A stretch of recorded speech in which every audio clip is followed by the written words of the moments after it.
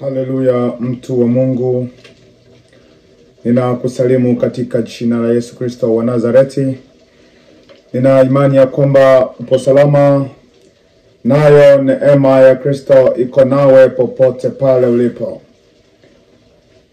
Leo ninaomba tuje tufundishane kidogo kwa habari ya Mungu utakayeweza kusimama naye katika hatari ya kila namna.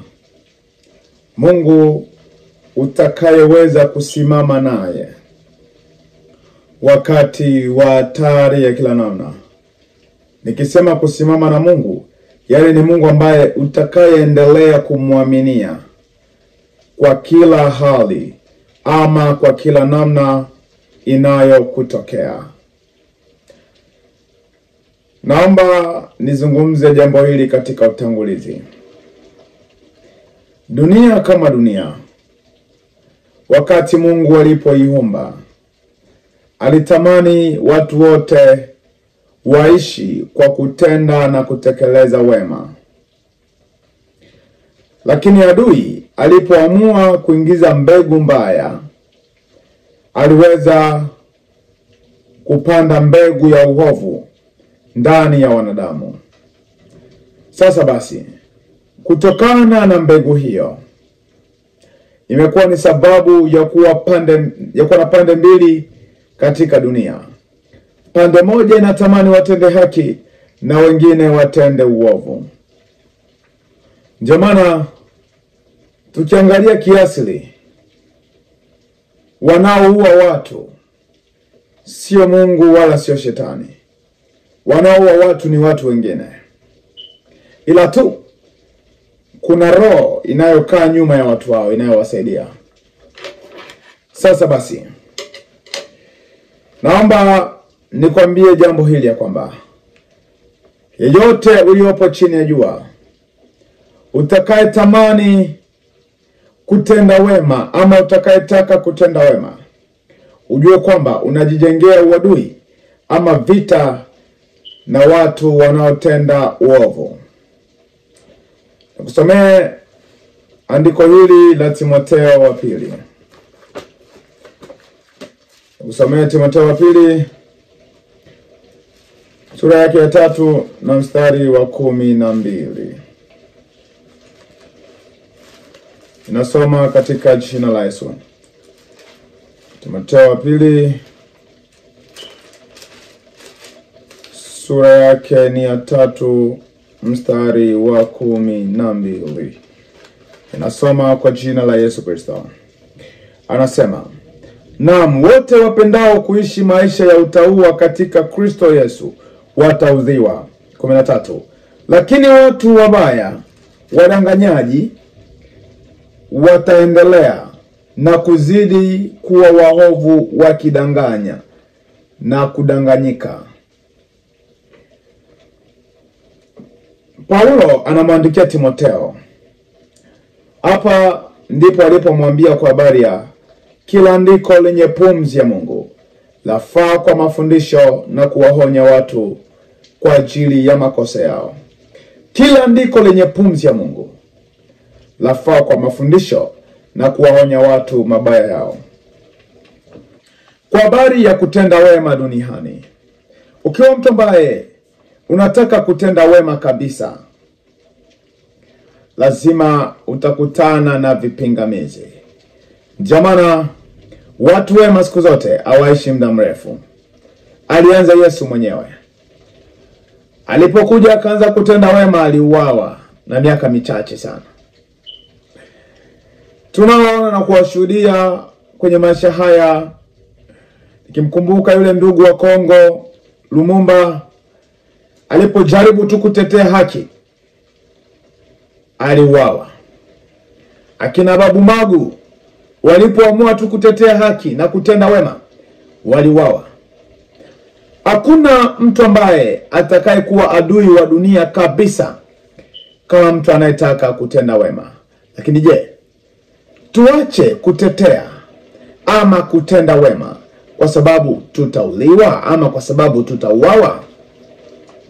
Ndio maana ninataka nikuoneshe Mungu utakayeweza kusimama naye katika dunia inayojaa vitisho na vipingamizi. Katika dunia ambayo ukionekana unatetea lolote ambalo hii ni haki ya watu fulani, inaonekana kwamba ni wewe ndo unajiweka hatarini. Je, tuiogope hatari ama tuiendee hatari kwa kutenda wema?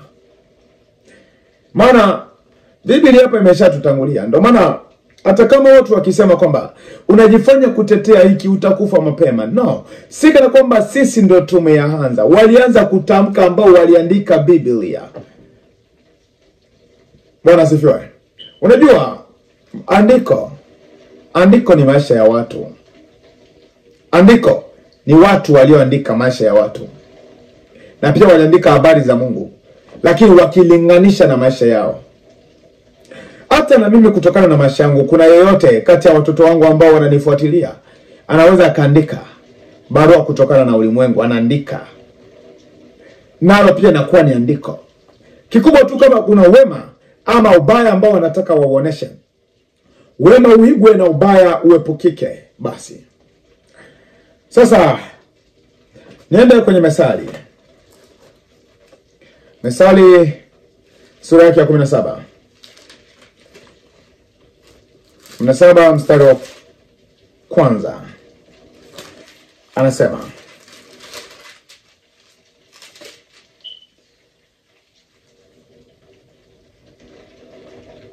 namsoma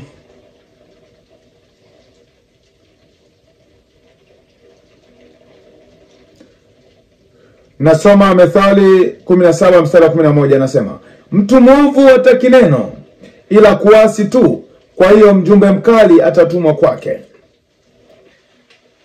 Baada ya shetani kupandikiza mbegu mbaya ndani ya watu, kulionekana na mbegu mbovu ndani ya dunia. Hivyo, baada ya hiyo mbegu mbovu kuonekana ndani ya dunia, ndiyo sababu ya Yesu kutumwa, ili haje arudishe kile kilichopotea. Naomba ile andiko nilirudie vizuri, nikuoneshe mwanzo wa injili kutokea, ama mwanzo wa watu kuanza kuhubiri ulitokea wapi. Ninasoma tena 17:11. Anasema, mtu mwovu hataki neno ila kuasi tu, kwa hiyo mjumbe mkali atatumwa kwake. Unakuja kuangalia, kulikuwepo kwanza na uovu, baada injili ikaja ambayo ni habari njema, habari ya ukombozi, habari ya wokovu. Sasa basi, nilitaka nikuoneshe haya kwa ajili ya hatari iliyopo duniani. Ukisimama kutetea haki ama kweli, utakuwa ni mtu wa kuudhiwa kwa njia zote, kwa namna yote. Lakini je, tukae tunaona mambo yanaharibika ili hali tuna uwezo wa kuongea chochote? Mfano kwa habari ya Corona, wasomi wanatuambia kwamba ni tutii kila mamlaka. Ila tunapoonesha watu kwamba Corona na chanjo zake zote sio halali na sio salama kwa ajili ya afya ya binadamu. Of course sio wengine wamesha kututishia kutufutia machannel. Lakini je, tunyamaze kuzungumza haki kwa sababu tutafutiwa channel, ama hata kwa sababu tutauawa? Jibu inasema la hasha. Basi, mambo ambayo yatakayo kusaidia ili uweze kusimama na Mungu katika hatari yoyote. Nina mambo 5 ambayo niliyaweka mimi, yatakayoweza kukusaidia kabisa kusimama na Mungu katika hatari yoyote. Kabla sijaingia kwenye haya mambo, nikwambie kitu kimoja. Kuna wengi ambao Mungu aliwakusudia kweli kweli, lakini ni wachache sana wanaosimama naye, haswa katika kipindi cha kujaribiwa na katika kipindi cha kusifiwa. Wengi wanakuwa wanaondoka kabisa kwenye mstari wa Mungu. Mambo 5 ambayo yatakayo kufanya uwe tayari ama usimame na Mungu katika mazingira yoyote hatari. Jambo la kwanza ni uwe umeokoka. Uwe umeokoka kweli kweli. Kuokoka ni nini? Kuokoka ni nini? Je, Ni kusema nimemkubali Yesu Kristo kwa Bwana na Mwokozi wangu, huko ni kukiri. Bwana asifiwe sana. Sasa, kuokoka ni kitendo cha mtu kutolewa katika hatari fulani. Ni kitendo cha mtu kutolewa katika namna fulani ambayo ingeonekana kwamba hii kwa mtu huyu ingemwangamiza. Kuna kuja mtu anakutoa pale. Hatari tunayozungumza leo ni dhambi. Unajua, hakuna kitu hatari duniani kama dhambi. Ndio maana kazi ya neno kabisa, kazi ya neno linakuja kushughulika na dhambi ndani ya maisha ya mtu. Sasa basi, kitu cha kwanza ni kuokoka. Kama ile mbegu mbaya iliweza kupandwa ndani ya watu, tukayaona matunda ya uovu yakaanza kuonekana, vivyo hivyo neno la Mungu linafaa likae ndani yetu ili liweze kutuondoa katika uovu huo. Na ndiyo sababu ya injili kutokea. Bwana asifiwe. Tunaishi katika dunia, lakini Mungu alitutaka tusiishi sawa sawa na mapenzi ya dunia. Nisome kitabu cha Yohana sura ya 15 na mstari wa 18 hadi 19. Anasema, iwapo ulimwengu ukiwachukia, mwajua ya kuwa umenichukia mimi kabla ya kuwachukia ninyi. Kama mngekuwa wa ulimwengu, ulimwengu ungewapenda walio wake. Lakini kwa kuwa ninyi si wa ulimwengu, bali mimi niliwachagua katika ulimwengu, kwa sababu hiyo ulimwengu utawachukia. Naomba haya maandiko haya tuyatafakari tu sana. Yesu hapa ni kama amezunguka hivi. Anasema, ikiwa ulimwengu utawachukia ninyi, mjue ya kwamba ulianza kunichukia mimi kwanza. Yesu ameongea sababu. Unajua, Yesu alipozungumza hapa, hakuzungumza ulimwengu huu hapa. Maana kiasili ulimwengu kabisa hauna na shida. Shida ni wanaoishi ndani yake. Hiki kidunia wakisema tu wakiache hivi chenyewe, hiki ulimwengu wakiache chenyewe hakina shida. Shida ni watu wanaoishi ndani yake. Sasa Yesu anakaa na wanafunzi wake. Anamwambia, ikiwa ulimwengu utawachukia ninyi, mjue kwamba ulianza kunichukia mimi. Sababu ni moja. Mimi si wa ulimwengu, na mimi niliwatoa ninyi kutoka katika ulimwengu. Kitendo cha watu kutwaliwa kutoka katika ulimwengu ni kitendo cha kuokolewa. Yaani kutolewa katika uovu, kutolewa katika dhambi. Unajua, ukisema kuwa muulimwengu, kuwa muulimwengu ni kitendo cha kupenda dhambi, cha kupenda kutenda uovu kuliko hata Mungu mwenyewe. Sasa kuwa muulimwengu ndo ambapo Yesu alisema, ikiwa ulimwengu utawachukia ninyi, mjue kwamba ulinichukia mimi hata kabla yenu. Kwa hivyo, alichotaka Yesu ni kwamba tusio watu wa kupenda dunia. Na kupenda dunia ni nini? Kupenda dunia ni kupenda matendo ambayo tunahisi ya kwamba yanatufurahisha sisi.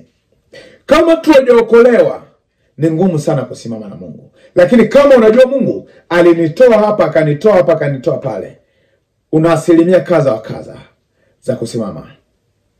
Ukija kuangalia wanafunzi wote ambao Yesu alitembea nao, aliwakuta wana majukumu yao. Kuna ambao walikuwa wavuvi. Wavuvi wengi asilimia nyingi ni wezi na wahongo. Aliwakuta kina Petro na dhambi hizo, lakini hiyo dhambi aliondoa hiyo. Hizo dhambi zote aliziondoa. Alipoondoa tu, aliwaondoa katika mateso. Wale jamaa wakasogea kwake. Swala la pili, ama kitu cha pili ambacho kitakufanya usimame, ni imani. Unajua, kuna watu ambao Mungu anaweza kawasaidia, lakini wasiamini kama ni Mungu. Kitu kimoja ambacho naomba ujue tu kwamba hata kwa kwako hai leo, amini usiamini, sema ni kwa ajili ya madawa yako, sema ni kwa ajili ya vitu ulivyojizindika ndio maana unaishi, mimi nakwambia ni kwa sababu tu ya Mungu ametaka bado uishi. Kuna ambao walikuwa na madawa zaidi hayo.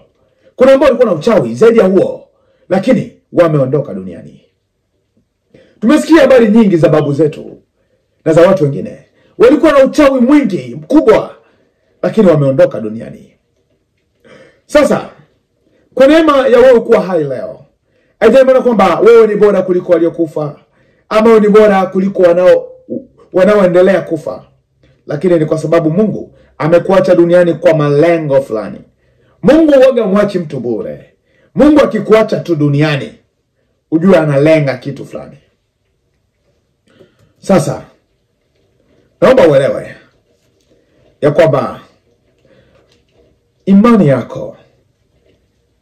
yako, kwa sababu ainisho ya imani ni kuwa na ubayana wa mambo yatarajiwayo, nayo ni kuwa na uhakika wa mambo yanayotarajiwa, nayo ni bayana ya mambo yasiyoonekana kwa macho.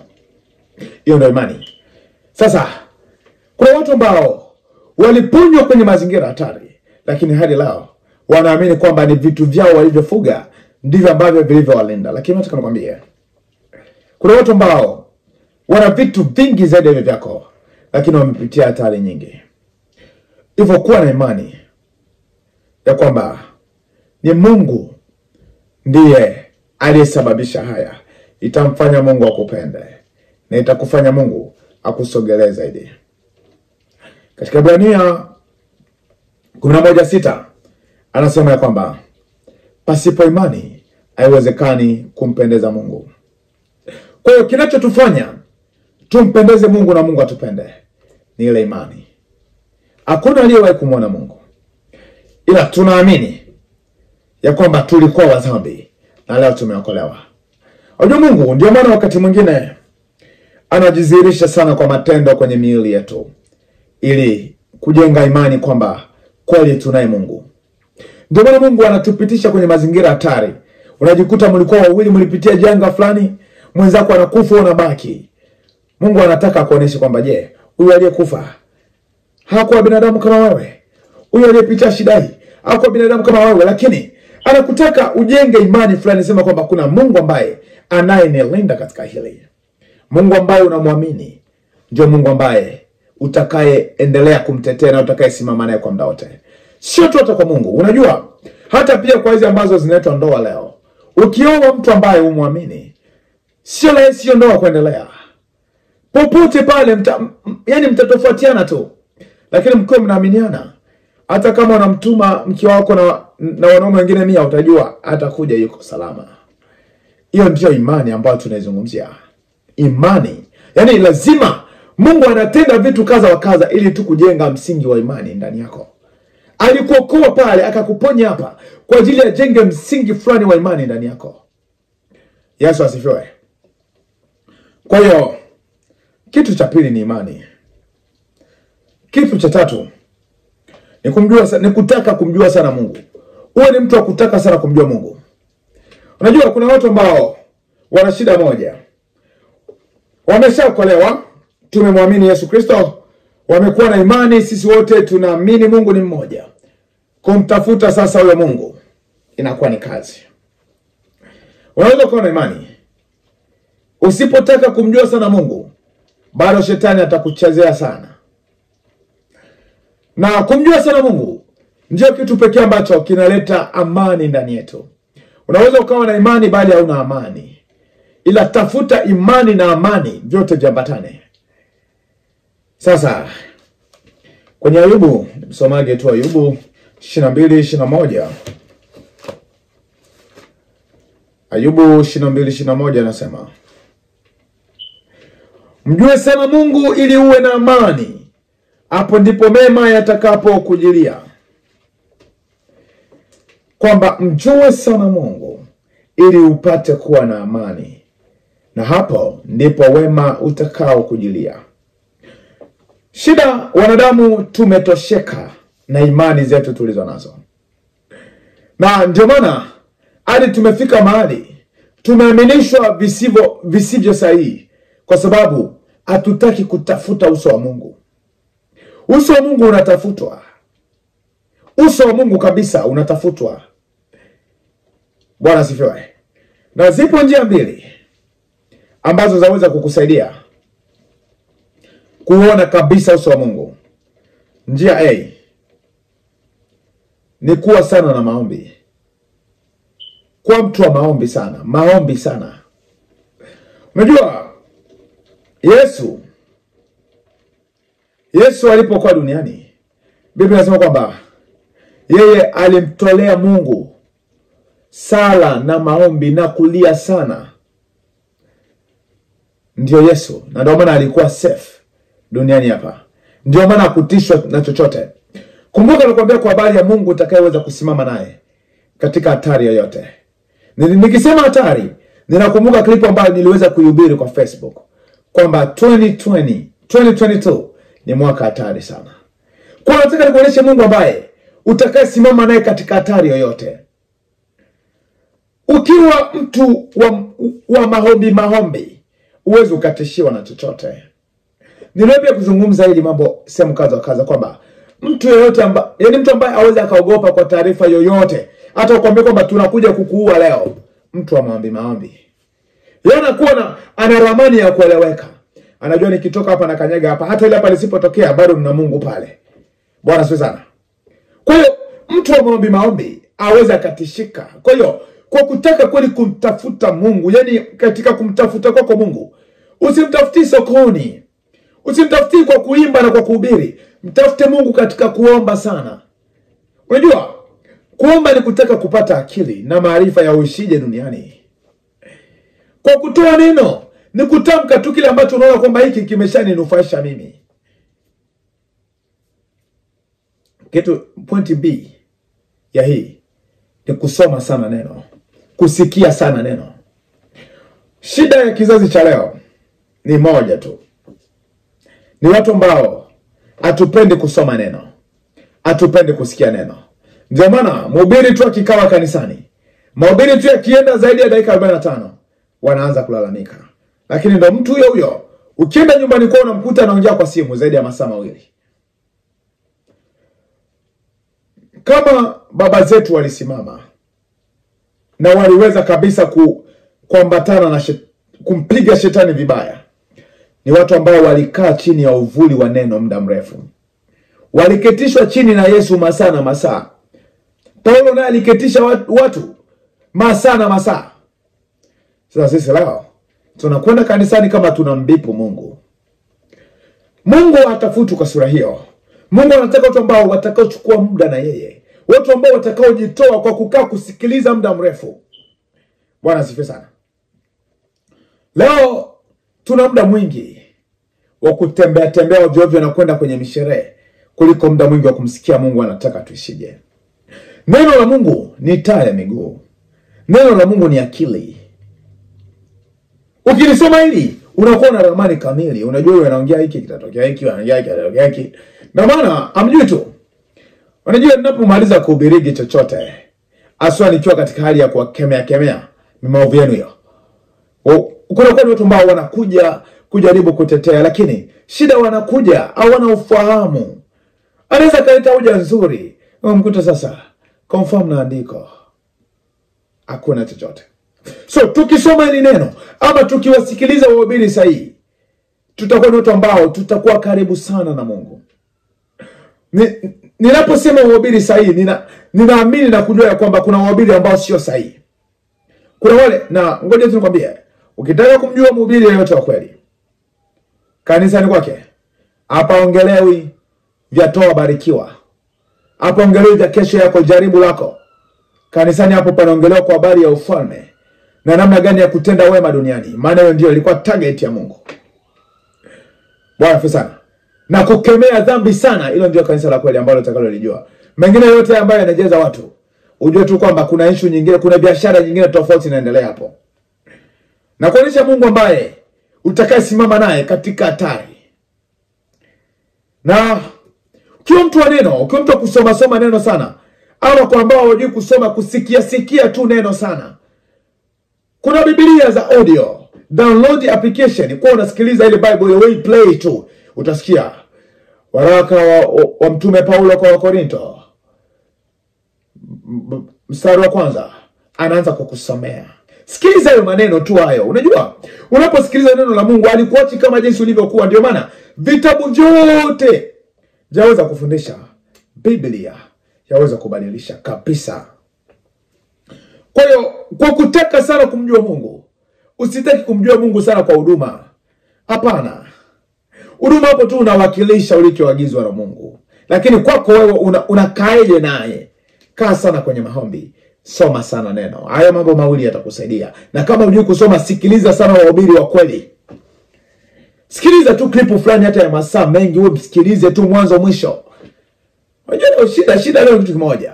Tupo tayari kusikiliza mima audio ambao wanatumatuma, lakini kusikiliza klipu tu ya mtumishi wa Mungu inakuwa ni shida. Kipengele cha 4. Uwe na kumbukumbu. Kumbukumbu ya wema ambao Mungu aliwahi kukutendea. Naposema kumbukumbu, hii ni kama inaambatana na pointi ya kwanza. Kumbukumbu yenu unakumbuka ni wapi Mungu alipokuokoa. Kumbuka pointi ya kwanza kwambia lazima uwe umeokoka. Sasa ukiwa na kumbukumbu ya kujua huyu Mungu amenitoa hapa kanifikisha hapa, utaendelea sana. Bwana sana. Kumbukumbu tu, yani kikanda ndani yako kumbukumbu kwamba Mungu aliniponya hili akaniponya lile. Utaendelea. Na ngoja nikwambie, mmoja kati ya watu ambao ni rahisi sana kuanguka ni watu ambao wanategemea kwamba Mungu atatenda. Naomba nikuonyeshe kitu kimoja ambacho Yesu mwenyewe alijaribu kuingiwa na uoga wa mwili. Yesu msalabani alianza kuomba. Asema, Baba, ikiwezekana kikombe hiki kiniepuke. Kwanza alianza, Eloi Eloi lama sabakthani, Mungu wangu mbona umeniacha? Huyo ni Yesu anaanza kulalamika. Na kibaya zaidi, kwa mcha Mungu kweli kweli, Mungu aonekani mara tu kumsaidia, anamwacha kwanza ateseke kwa muda. Yaani ukiwa tu mtu ambaye unajua tu hatari kidogo, Mungu tayari anatokea. Uwe na wasiwasi sana.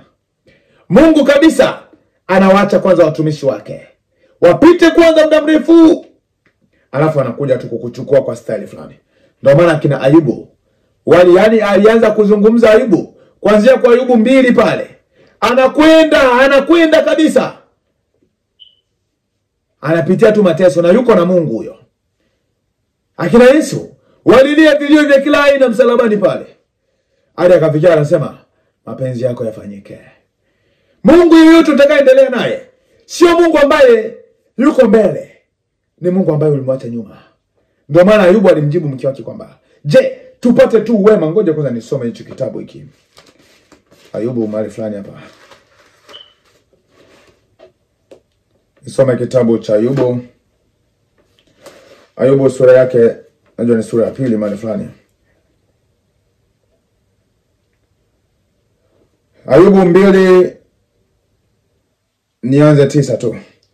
Ndipo mkewe akamwambia, je, wewe hata sasa washikamana na utimilifu wako?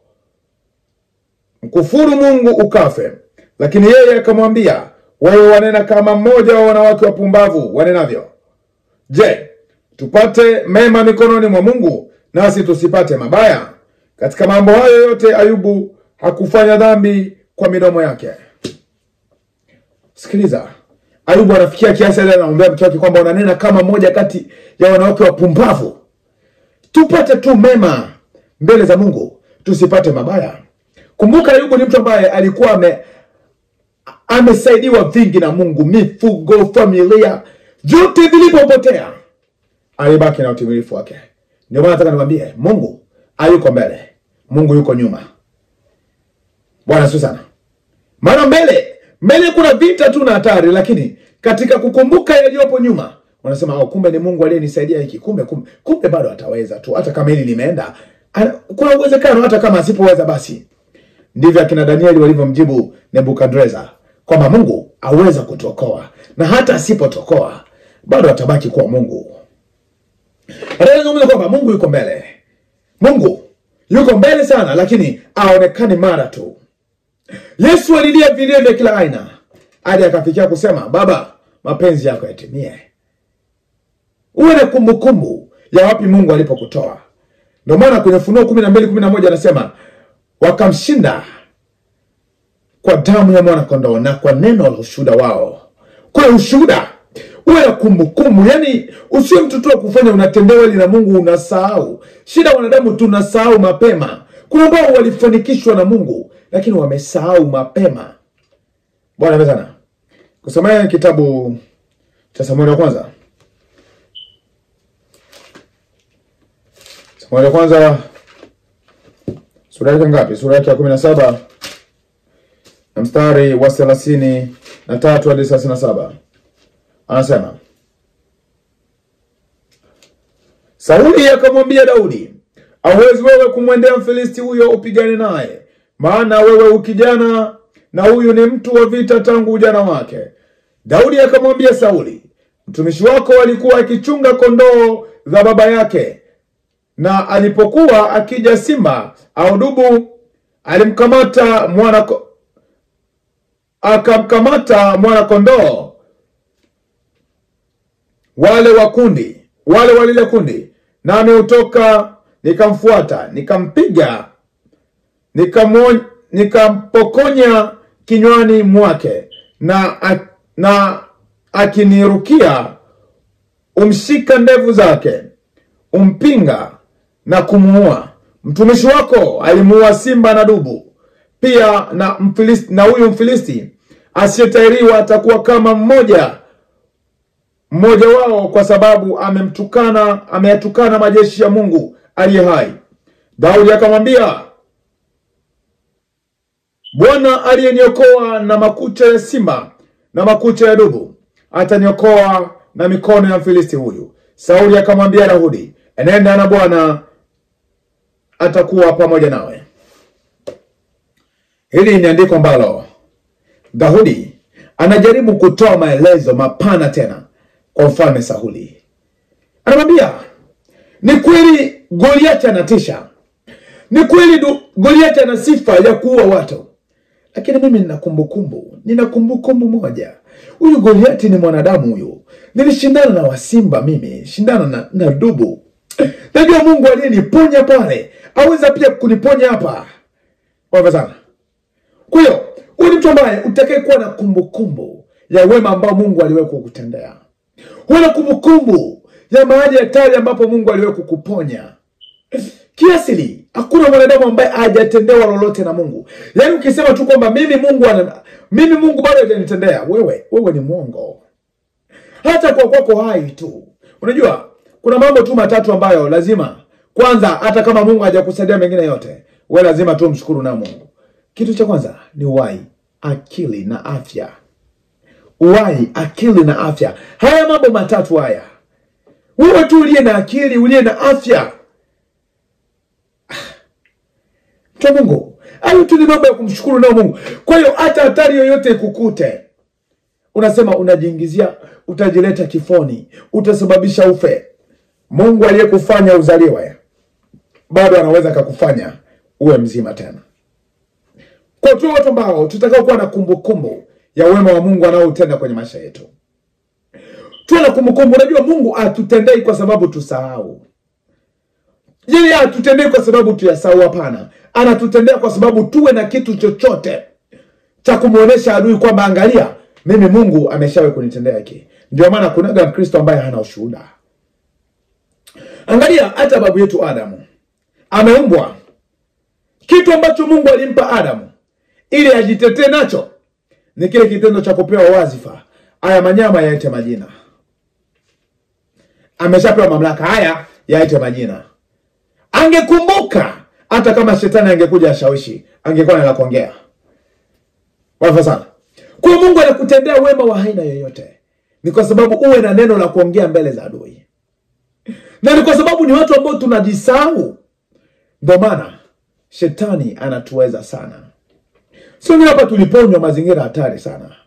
Mimi ningekuwa nimeshakufa, ningeoza tangu mwaka 2015. Ndipo hapo mimi ningekufa. Lakini hadi leo bado ninaishi. 2018 pia ningekuwa nimekufa. 2000 yani ningekuwa nimekufa tu. Lakini yote nayakumbuka, nasema kumbe ni Mungu aliyeniponya hapa. Mungu aliyeniponya hapa, kumbe bado anaweza kuniponya hapa. Ndio maana nakuwa ni mtu ambaye sina uoga kwa chochote. Na kuonesha Mungu ambaye utakayeweza kusimama naye katika hatari yoyote. Na pointi ya mwisho ama ya 5 ni uwe ni mtu waliwalo na liwe.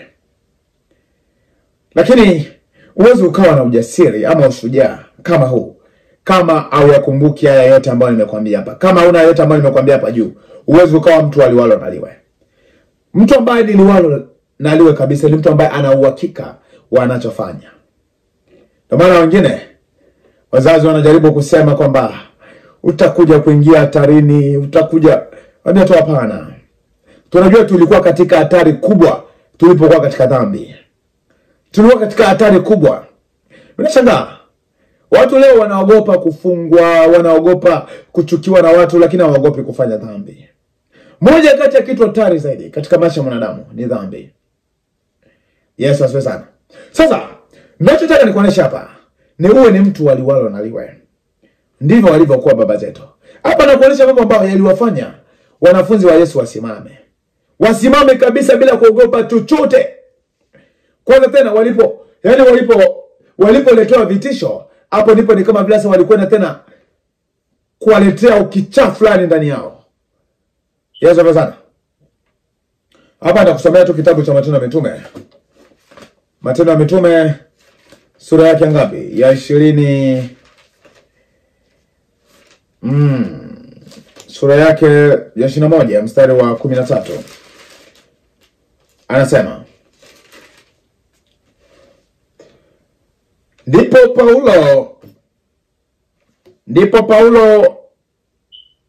Ndipo Paulo alipojibu, mnafanya nini kulia na kunivunja moyo? Kwa maana mimi licha kufungwa ni tayari hata kuuawa katika Yerusalema kwa ajili ya jina la Bwana wetu Yesu Kristo. Sikiliza haya. Hawa ni mashujaa waliosema liwalo na liwe. Hata Yesu mwenyewe wakati walipojaribu kumweleza kwamba wewe sema ujui kwamba mimi naweza nikakusaidia, alisema mimi ningehitaji msaada kutoka kwenu. Baba angeshusha vya kushusha, wangenisaidia. Lakini mimi nilikuja kwa ajili ya hili. Nataka nikwambie, nilipoanza kuambia katika utangulizi kwamba kutenda haki ni kufa. Paulo katika Yerusalemu alikuwa anataka kufanya nini? Kumbuka hapa ni nabii Agabo ndiye alifanya kazi ya kutabiri hili. Alitabiri kwa kuchukua msipi wa Paulo, akajifunga, akasema hivi, ndivyo mwenye msipi atakavyofungwa. Kafunga. Baada tu Paulo akakwenda kuingia katika hatari. Unajua manabii wa zamani walifanya kazi wakijua ratiba kamili iliyopo. Sio manabii wa leo wanaohubiri kwa ajili ya misisimuko. Wanaona tu watu wamepigika na njaa, mnakwenda kufanikiwa. Wanaona watu wanapigika wamekosa vyovyote, no, manabii wa leo wanahubiri tamaa za watu, wanatabiri tamaa za watu. Ila manabii wa zamani walitabiri hatari na dhambi ambazo zinakuja mbele. Walionyesha dhambi na kuonyesha hatari. Hao ndio manabii ambao nawajua ni wa ukweli. Nabii yote usiyekemea dhambi, wewe sio nabii wa Mungu.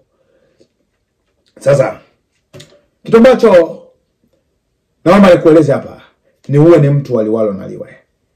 Ndio ambayo itakufanya kweli Mungu hadi akufurahie. Unajua Mungu hafurahi waoga. Maana mwenyewe anaandika kwamba maana Mungu hakutupa roho ya uoga bali ya nguvu. Bwana sana. Kwa hiyo ukiwa mtu wa uoga, yani hauna imani, hofu, naweza nikafika hatarini, naweza nikafanya hivi. Ukiwa mtu tu namna hiyo, ujue Mungu atembee na waoga. Ndio maana unaona wanafunzi hadi walifikia kuburutwa na punda, hawajasema Yesu tunamkana. Walifikia hatari za kila namna, hawajasema Yesu tunamwacha. Ila nyewe waoga wa leo, kisa tu corona hii, mmeamua kunyenyekea kila kitu. Kisa tu watu watakuchukia, mmeamua kushobokea ujinga wa kila aina. Waoga. Sasa wewe ni mtu ambao utasema liwalo na liwe.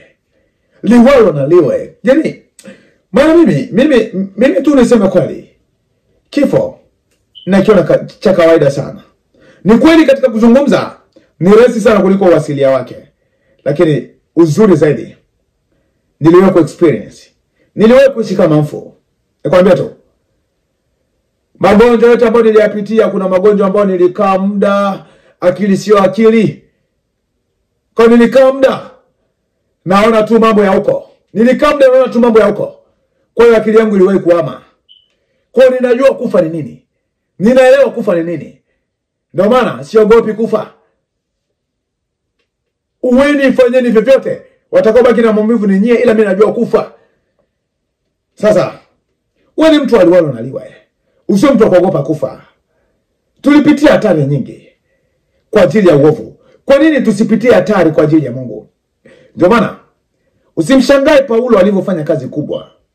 Ni kwa sababu alitaka arudishie uasi mwingi aliyoweza kutenda. Pia usije ukanishangaa mimi unaniona kwamba najaribu kufanya kazi kwa juhudi ya kila namna. Najaribu kurudishia yale maovu ambayo niliyoyatenda. Na kuonesha Mungu ambaye utakayeweza kusimama naye. Wewe ni mtu aliwalo na liwe. Na haya yote hapa, liwalo na liwe, au utakuwa mtu wa namna hii kama hujaokoka, kama una imani, kama hujamjua Mungu vema, lakini pia kama hauna kumbukumbu ya wapi Mungu alipokutoa. Unajua wakati mwingine ujasiri unatokana na kukumbuka uliyowahi kusaidiwa pale. Mfano, kama kuna mtu ambaye ana juhudi ya kwenda kuiba, labda ni kwa sababu anajua baba yake pale ni afisa, atamtetea tu muda wote. Bwana sana. Sijakwambia kwamba uwe mtu ambaye waliwalo na liwe kwa uovu. Kwa lolote ambalo unajua kwamba ni haki, hilo tenda. Hata kama ukifa kwa kutetea haki, huyo ndo ambaye anaitwa shujaa. Bwana sana.